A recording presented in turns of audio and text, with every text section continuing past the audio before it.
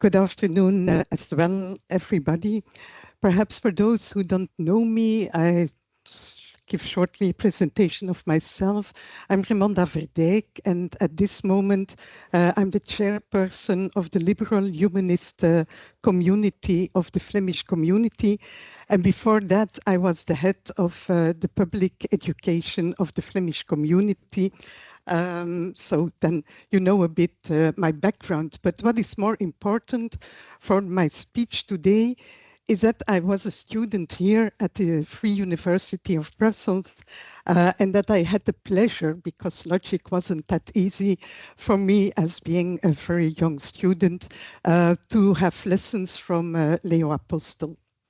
And that's what I will bring today, my testimony about what I learned from him and how I use it in my daily life. So you will not have big philosophical analysis, but more what he gave to me and what I'm trying to give back to the world and to my environment. And let me start with a quote of him anyway. Can God make a stone that he himself can't lift? 1973. It was my very first lesson in logic from Leo Apostel, and I wasn't 18 years old at that moment. You can imagine it's 15 years, more than 50 years ago. And perhaps for you and for me as well, it sounded like a religious question. But Leo Apostel didn't approach it that way. He approached it as a logical problem. After all, his aim, and that was what he said, wasn't to attack faith and question the existence of God, not at that moment anyway, but to encourage our critical thinking and show the importance of logic, science, and humanist values. Fallacy or argument, that was the title of his course, with lots of real-life examples, and it became an instructive exploration of how language can be used to deceive us. And I can attest that it worked, at least for me, because not only can I not watch any advertisement since without looking for the deception involved, the fallacy in it, but it has also guided and supported me in my professional career and in the way I stand in the world and try to understand it. And I believe and I think that it also worked for many others, as Leo Apostel was the basis of a kind of Apostel school, and he formed a whole generation of thinkers that has followed his lessons. So today I would like to share how Leo Apostel showed us a way and how the concepts he teaches us can be applied in our everyday life, in my life as liberal humanist as well. And in that way, I would like to talk about some pillars that form the basis of this worldview, in which human beings are free to think, to explore, to doubt, and above all, to strive for truth without dogma. The pillars I will talk about are logic, of course, an open mind, free and scientific inquiry, and liberal humanism as a moral compass. And when I'm saying this, I make references to what I heard, because I'm telling in practice what I heard about the analysis and the quotes you have heard from Apostel. These four concepts together form a worldview in which reason is the guide, something I really learned from him. Freedom of thought is the foundation, and man is giver of meaning to his existence. Logic is the language of thought, the bridge between our observations and conclusions. It allows us to distinguish between what is plausible and what is merely wishful thinking. It enables us to recognize errors in our reasoning and make scientific progress possible. But that's what I learned as well. Logic isn't cold or detached, as is sometimes thought also by others. It's not an opponent of feeling, but a corrective to deception, even by our own desires or fears. Without logic, we fall back on superstition, on arguments from authority, on rhetoric without substance. Logic was my tool for separating sense from nonsense. And at the same time, Logical, being a logical thinker, he said, requires an open mind. Logic without openness leads to dogmatism, because if we use it to confirm our existing beliefs, it's nothing more than an instrument of self-deception. An open mind means that we are willing to revise our beliefs based on new arguments of facts. It means seeing doubt not as a weakness, but as the beginning of wisdom. As the philosopher Karl Popper, who has been mentioned as well, said already, we are all fallible, but that is precisely why we must strive to criticize and improve our knowledge. An open mind also meant that we had to listen, not only to like-minded people, but rather to those who challenge us, not to follow them blindly, but to understand what we might overlook. Logic and an open mind, that's my third pillar, find their most fertile soil in free and scientific inquiry, what I learned also in other lessons from at the VUB. It's not a collection of facts, but a method, a way of questioning reality, a process of observing, experimenting, and testing, and where necessary, correcting. It means that no one determines the direction of thought. No church, no state, no market, no ideology. It's also that what Poincaré, we learned about him here at the VUB, put it at that time. Free inquiry is the opposite of dogmatic thinking, the opposite of propaganda. And in a world where disinformation and pseudoscience are increasingly prominent, this is a fundamental value. History shows us what happens when free inquiry is suppressed. We all know Galileo, who pointed the telescope at the stars and found what he wasn't allowed to find. Or Darwin, who rewrote the story of creation without supernatural intervention. Or the countless modern scientists who are threatened because their conclusions are inconsistent with religious or political interests.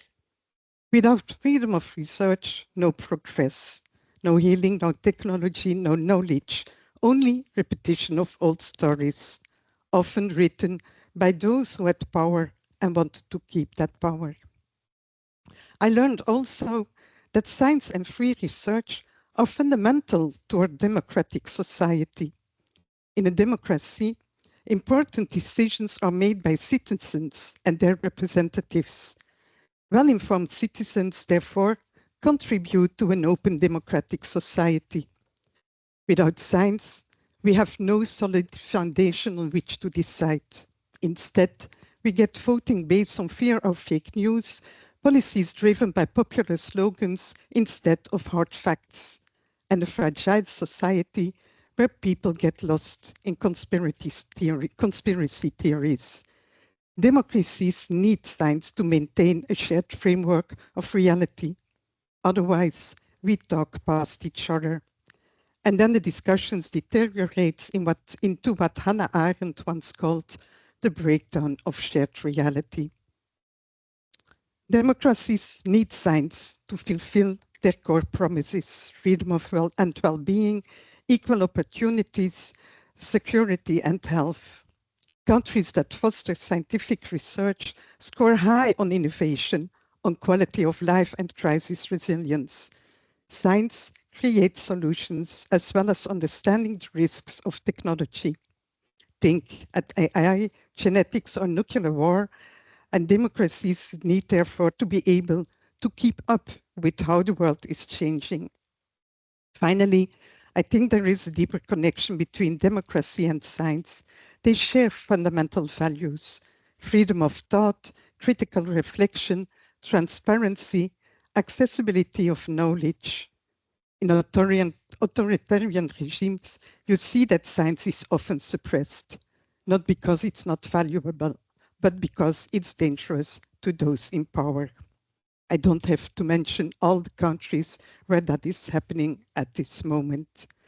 In contrast, a democracy allows room for doubt, for self-correction, for debate, and that is exactly what science needs to flourish. Strong science requires academic freedom, freedom of present and critical education. And if we lose those values, science also loses its strength, and with it, democracy its compass. Science and democracy and free and open minds are therefore allies, not because they always agree, but because they need each other. Science gives democracy direction, and democracy gives science freedom. In a time of polarization and populism and information war, it is vital that we continue to cherish science and free research as a search for truth in the service of the common good. All this leads to what I said, to my liberal humanism, a worldview where the human is giver of meaning to his existence without appealing to a God or a holy book. Liberal humanism says there is no God, and that's no reason for despair, but for responsibility. If there is no God watching over us, then it is us who must take care of each other. If there is no higher purpose, then it is us who have to give meaning to life. And if there is no heaven after death, then this life is our only life, and therefore all the more precious. Liberal humanism, as Apostel taught me, invites to think for ourselves, to seek meaning in humanity, in justice and curiosity. We do not need to have an omnipotent God to take responsibility for life, for the others and the world. It's a call for solidarity, for empathy and freedom, not because we are rewarded, but because we want it ourselves, out of free will, out of humanity. Why are these values so important? I already said that we live in a time of polarization, conspiracy theories, and evening of hardening debate.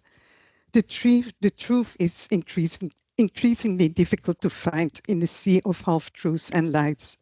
And that's why commitment to logic, openness, science, and humanism isn't a luxury. It's a necessity. When religious foundations clash with human rights, we must dare to choose human beings.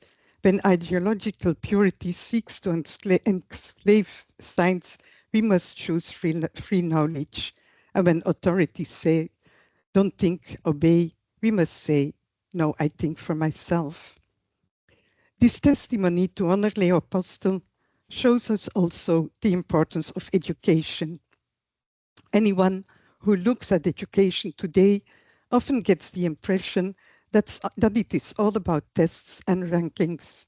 But when we reduce education to grades and returns, we forget what really matters. Maximum opportunities, wide development, active citizenship, mutual respect, and above all, critical sense. That education should be a sanctuary for critical thinking, for questioning the world, for the search for truth. Because if young people do not learn to distinguish facts from opinions, to think critically, and to arm themselves against disinformation, we will lose more than knowledge. Then we will lose the foundations of a free society. That is why we must continue to defend education as a sanctuary for free thought. And as liberal humanists, we advocate respect for our beliefs, but never at the expense of the freedom to investigate, to question and learn. Education, as Apostel did it with me, should equip young people with knowledge and the courage to change their minds when facts require it. It should teach them that we can take responsibility together for each other, for our planet, for the future. We can't indeed predict what the future will be, let alone what the world in which the children who are now in our school desks will look like. What we can do is to teach them to think and act so that they are able to face the future in an effective and meaningful way. What we can do is to teach them to live and work together so that they are able to move as socially sensitive and acting people in that future. That we teach them to research, discover, and come up with solutions that are good for themselves, the environment, and society. And that we show as Apostle also did, that their own actions take place in a social context so that they learn to make choices and take responsibility in freedom. In this way, we contribute to the shape of young people into social and responsible world citizens. And by transferring values, we make a fundamental contribution to a tolerant and human society. In conclusion, so can God make a stone that he himself can't lift? I hope I showed you that Apostle didn't might make it sound as a religious question, and that he didn't attack faith, but that he encouraged us to be critical thinkers, to be humanists who share values and show the importance in that what logic and science can contribute. In this way, perhaps I have to rephrase this question, not talking about God anymore, but if that we, as he had, have the courage to transmit these values, to make that education can still learn young people to think, to learn, and to criticize, and to be open-minded. Do we have this courage to doubt, the courage to go against the grain, and the courage to keep hope, not because a God will make it right, but because we can do it ourselves. It's up to us. Thank you very much for your attention.